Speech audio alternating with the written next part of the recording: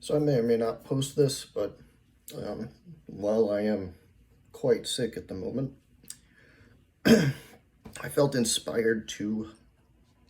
motivated to record something that has been bothering me for a while, and that is the proclivity of people in the West and of humans in general throughout all time to underestimate their opponents, or even underestimate people that aren't their opponents. I feel like I'm always talking about Ben Shapiro recently because he's been pissing me off to no end. But the amount of times that he would be talking about the Afghanistan withdrawal, and he'd say something like, "Yeah, you handed the nation back over to a bunch of 12th century barbarians," and I go,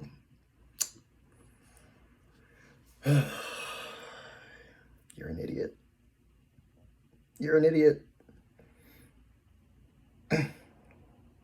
And I'm not of the opinion, like some, that, well, if you're not going to serve, then you should keep your mouth shut. No, everyone's entitled to their opinion, and I don't think you have to be a military expert to, one, have the right to give your opinion, have your opinion adequately and fairly assessed, and when it's fucking stupid, have it be understood as fucking stupid.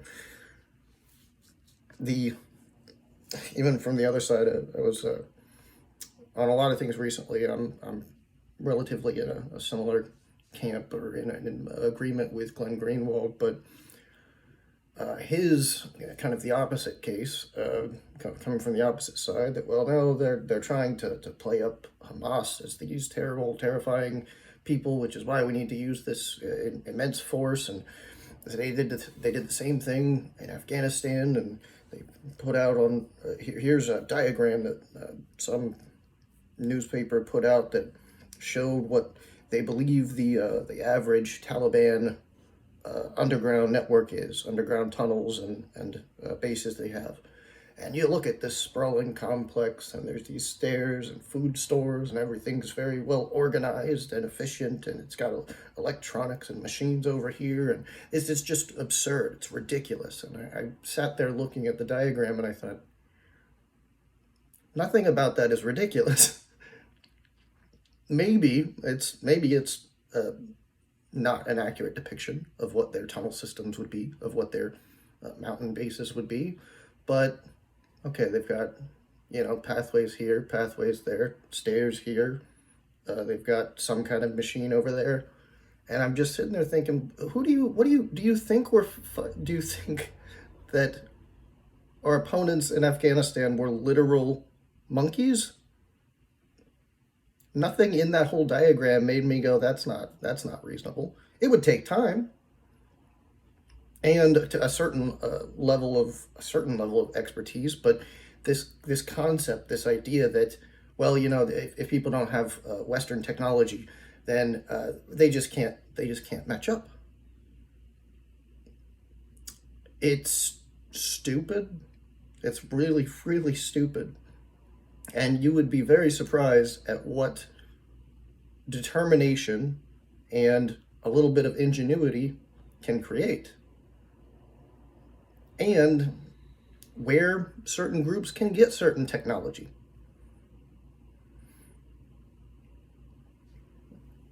It wasn't that long ago. Well, now it's been, 20 years? But before the Taliban took over Afghanistan, I remember watching something where, like, you would walk around Kabul, and there'd be a bunch of people wearing blue jeans, which I think is the way American foreign policy should work. Just be cooler than everyone else. Be chill. And whenever anybody thinks, hey, who's the coolest person in town? America. We want to be like them. We want to be their friend. And they'll help us out with this or help us out with that. Also, in constant discussions, like the amount of times that I've heard people describe Russia as this backward country and this backward military, and they're not, which, one, I've thought about this a lot, but people underestimate the value of having actual military veterans. which I actually considered this myself once and asked someone, like, as a hypothetical, what would you think about, um, do you think there would be any value in essentially trying to make sure you have uh, pretty much consistent, low level, some kind of conflict going on, because you can actually train your troops. You have people who have combat experience. You have actual tests of what's working in the field, what's not working, depending on the type of conflict that you're in. And you have that you have a consistent core of combat veterans that, if you need to ramp up combat and training and all these things and really expand your military quickly to handle some larger conflict, you have that experience to lead those troops until that larger number of troops can also gain combat experience and gain experience in the field. And Russia has plenty of veterans. And one thing that has really pissed me off about this whole Ukraine counteroffensive is, even if you're operating under the premise that, well, Russia, it's that all their technology is too old, and we're going to send all this technology that's newer to, even though most of it is pretty equivalent. People will say, oh, it's a Leopard tank. Well, they're in NATO. That has to be new and better technology than Russia has. And for the most part, no. In some ways, the various tanks are better or worse than others, but for the most part, on top of the fact that Russia has far better technology than most people give them credit for militarily, not as, I think, most certainly not as what would colloquially be called as advanced as American technology. It's effective. And while America has had to advance so much because they have a specific doctrine for how they want to fight and what kind of battles they're fighting, if you don't need to fight those battles, you don't need that as advanced of technology. And on top of that, I put it this way, which this is an extreme. This is taking it to the extreme, but I would rather a platoon of, like, the first M1 Abrams, the first one before it's gotten all these various advances and upgrades and all these things. I would rather have a really experienced military unit of those in those tanks than new recruits in the newest American tanks. I was going to say I'd rather have an experienced crew in a Sherman than an inexperienced crew in an Abrams, but I do think that wouldn't really go well for the Sherman. M4 Sherman, by the way, World War II tank, if anyone isn't, I feel like that should be fairly common knowledge. But it's just this constant, I've grown more and more frustrated with talk by pretty much every party, every group in America, the West in general, because they have no idea what is going on. They have no idea what's going on in the world. They underestimate everyone they declare their opponents. And hell, freaking Biden is still talking like, America, we need to lead the world. You're not leading the world. And I've described it as someone starts to have Play-Doh spilling out of their hands, and so they think, I have to squeeze harder. All right, that's a strategy, I guess. Let's see how it works out for you. But I got really frustrated early on in this conflict, because even freaking Gerald on the Steven Crowder show yesterday, it was like, yeah, well, it's something, and they're generally opposed to sending more aid to Ukraine, which, okay, that's good. And then he'll say something like, Russia's having a hard time taking over Ukraine. That's ridiculous. They suck. They're not a threat. And most people who I think have really tried to examine realistically what happened know that originally, or would believe that originally the goal was not to take over Ukraine. And I still don't think the goal is to take over Ukraine. But then it got into a larger conflict, because that's another thing. Like, oh, hey, yeah, they went into Ukraine with what, 150,000 troops originally, and that was because they wanted to conquer Ukraine. Yeah, okay. If you know anything about troop ratios required for offensives, then you know that that's bullshit. That's obviously not true. That's not what they were aiming for. Or they're absolute morons, which they are not, because you may not like Russia, you may not like Putin. Russian military doctrine is well established. And for this specific type of fight, fighting in that plane, for hundreds of years, they've developed that military doctrine. They're not idiots. And on top of that, there's this concept, well, it's stuck in a stalemate. It's not a stalemate. It's not a stalemate at all, because as part of that Russian military doctrine that they've been building up for centuries, one of their tried and tested and effective strategies is to set up a really strong defensive line and wait.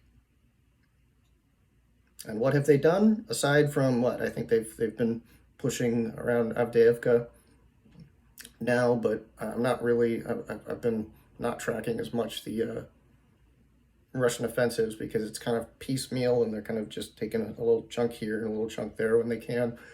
But this whole Ukraine counteroffensive, which I saw some absolutely galling coverage that, well, since this counteroffensive, Ukraine has lost 340 tanks and Russia has lost 678. And I'm just thinking, if you're claiming that, you know nothing about offensives, you know nothing about defense, you know nothing about military doctrine at all. If you can say that and not go, yeah, but that doesn't really make sense, so we need to verify these numbers.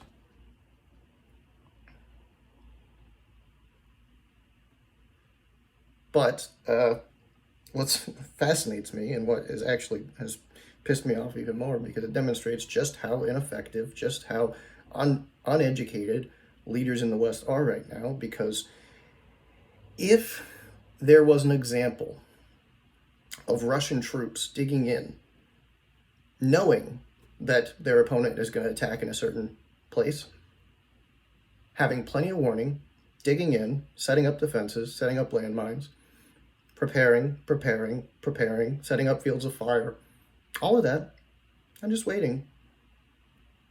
And then those people attack and take massive casualties.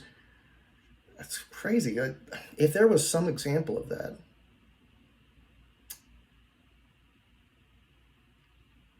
maybe you wouldn't broadcast that at the Ukraine offensive for months. And maybe you would have told Ukraine, hey, you know what? Don't do this offensive. It's not going to fucking work. If there was only a battle in a very well-known war, like, I don't know, World War II, some battle like, I don't know, the Battle of Kursk, the largest tank battle in history, that anyone who studied basically anything about military history is well aware of. Which I think actually in that battle, the Russians ended up taking more casualties than the Germans. However, that's primarily because, as Norm Macdonald jokes, Germany was pretty fucking good at war. They were pretty damn good at war.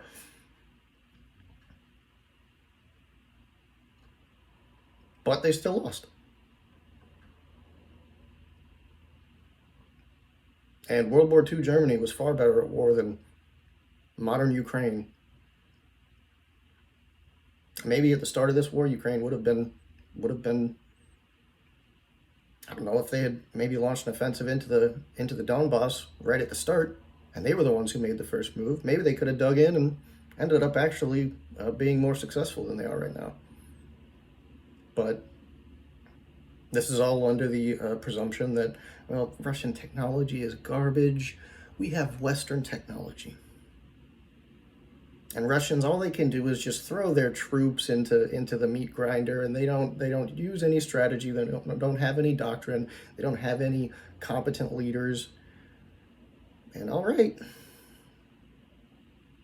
So literally, the entirety of almost every Western thought process recently, at least of what the leaders are doing, is assuming that their opponents are giant, dumb idiots, barely past the Stone Age. And, okay, if that's what you want to do, I'm not in control. I won't join in your fight. Basically, at this point, if Chinese troops land near my city, then yeah, I'll fight. Or Russian troops land near my city, or Mexico charges across the border. I don't freaking know. Or Canada can't do anything. Mexico can't do anything either. Neither could China or Russia to get here. But which is another thing. Which again, talking to the why America has had to pursue such advanced technologies, is we have to, if we want to project our military across the world, which is what we've done for the last 70 years, we have to take all that and get it there, and it has to be good at fighting once it gets there. So we have to be more advanced if we want to fight a war against Russia on Russia's doorstep.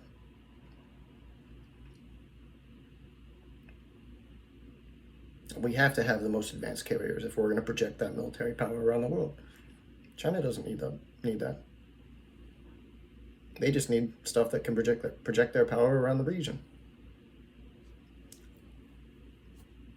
And they have quite a bit of that. They don't seem to have as much of a core of combat veterans in their military, but they're pretty smart. So this idea that, well, I know everything is starting to fall apart as we've kept just trying to be more aggressive and try to be more forceful and use more cowbell and more cowbell and more cowbell, and it's not working at all. So you know what I think we need? I think it needs more cowbell.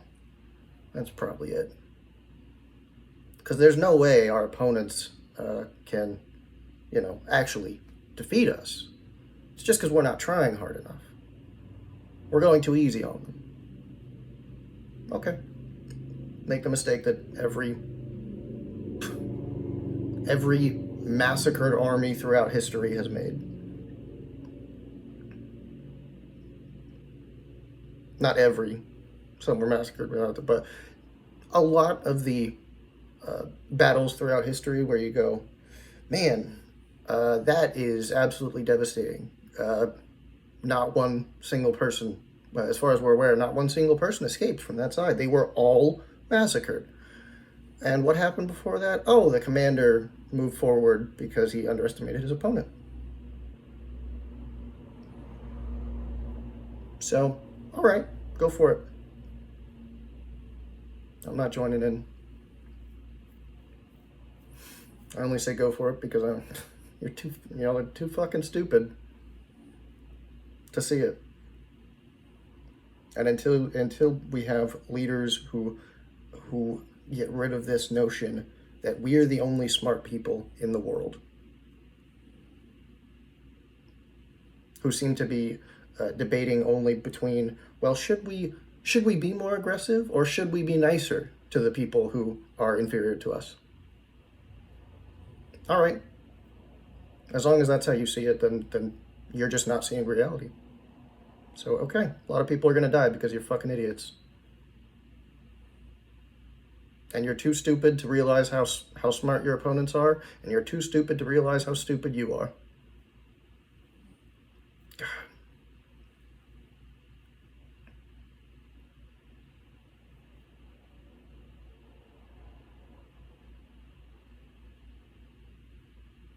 I've been trying not to think about this as much because we're just pretty fucked. We're pretty fucked.